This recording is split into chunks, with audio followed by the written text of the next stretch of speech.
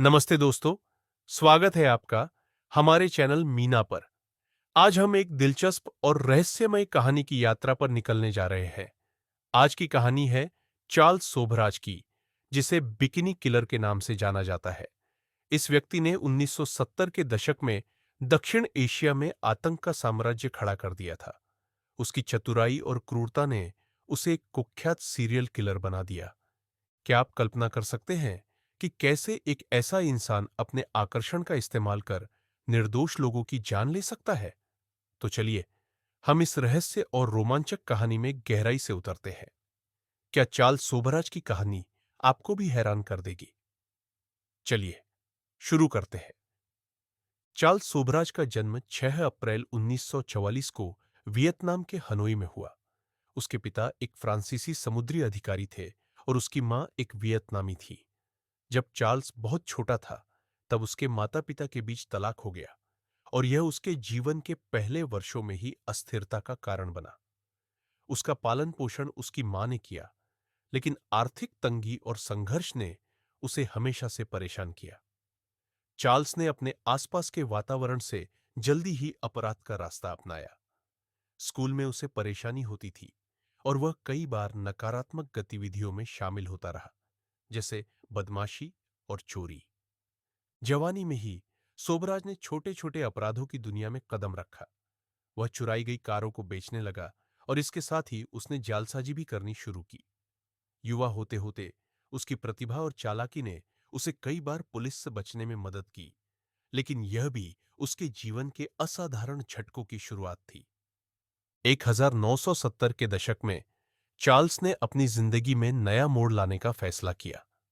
वह एक यात्री बन गया और दक्षिण एशिया की तरफ चला गया, जहां उसने अपने लिए एक नया जीवन बनाने का प्रयास किया। उसने भारत, नेपाल और थाईलैंड जैसे देशों की यात्रा की। इस दौरान वह विशेष रूप से पश्चिमी पर्यटकों को अपना निशाना बनाने लगा। थाईलैंड में सोबराज ने अपने पहले कई हत्याकांड किए। वह मुख्य रूप से यूरोप और अमेरिका के युवा पर्यटकों को आदर्श रूप से आकर्षित करता था। अपने आकर्षक व्यक्तित्व और शानदार बातचीत के कौशल का उपयोग करते हुए वह उन्हें अपने जाल में फंसाता था। उसकी एक विशेष पहचान थी। वह पर्यटकों को यह भरोसा दिलाता था कि वह उन्हें सुरक्षित स्थानों पर ले जाएगा, लेकिन हकीकत कुछ और ही होती थी। चार्ल्स का नैतिकता से दूर का कोई रिश्ता नहीं था। कई बार कुछ पर्यटकों को वह जहर देने के बाद लूट लेता था। उसके पास एक निर्दयी योजना थी। वह लोगों को काबू में लाने के बाद उन्हें या तो मार देता या फिर बेहोश करके उनकी संपत्ति छीन लेता।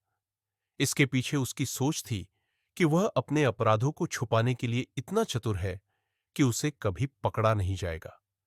1975 में एक अमेरिकी पर्यटक की हत्या के प्रयास के चलते चार्ल्स सोभराज नेपाल में गिरफ्तार हुआ।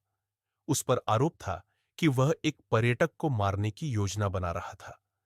नेपाल की पुलिस ने उसकी गतिविधियों पर ध्यान दिया और उसे गिरफ्तार कर लिया। सोबराज को नेपाल की जेल में डाल दिया गया, जहां उसने एक तरीका निकाला और अपने प्रभावशाली व्यक्तित्व का इस्तेमाल कर जेल से भागने में सफल रहा। उसकी जेल से भागने की कहानी भी बहुत चर्चित रही है, जिसमें उसने अन्य कैदियों को अपने साथ मिलाया और एक योजना बनाई। चार्ल्स सोबराज की क्रूरता ने धीरे धीरे अंतर्राष्ट्रीय मीडिया को अपनी ओर खींचा। उसकी हत्याओं की कहानियां समाचार पत्रों और पत्रिकाओं में छपने लगी। उसने अपने अपराधों को इतना चतुराई से किया कि लोग उसे बिकिनी किलर के रूप में जानने लगे। इसके चलते वह कई सालों तक पुलिस से भागता रहा और उसकी कहानियां लोगों के बीच भय फैलाने लगी। 2003 में चार्ल्स सोभराज एक बार फिर से नेपाल में लौट आया। उसने हालात को अपने अनुकूल करने का प्रयास किया, लेकिन इस बार उसकी किस्मत ने उसे धोखा दिया। नेपाल की पुलिस ने फिर से उसे पकड़ लिया। इस बार आरोप और भी गंभीर थे। उसे 20 वर्षों की सजा सुनाई गई। जेल में रहते हुए भी सोबराज ने अपने अद्वितीय व्यक्तित्व से अधिकारियों को प्रभावित करने की कोशिश की, लेकिन उसकी सारी कोशिशें विफल रही। 2014 में चार्ल्स सोबराज की स्वास्थ्य स्थिति बिगड़ने के बाद उसे जेल से रिहा किया गया। रिहाई के बाद वह विवादों में रहा और उसके जीवन की कहानियां अब भी चर्चा का विषय बनी हुई हैं। आज भी चार्ल्स सोबरज की जिंदगी के विभिन्न पहलुओं पर डॉक्यूमेंट्रीज और फिल्में बनाई जाती हैं। उसकी कहानी एक तरह से मानव स्वभाव की अंधी जिद और साहसिकता की मिसाल बन गई है।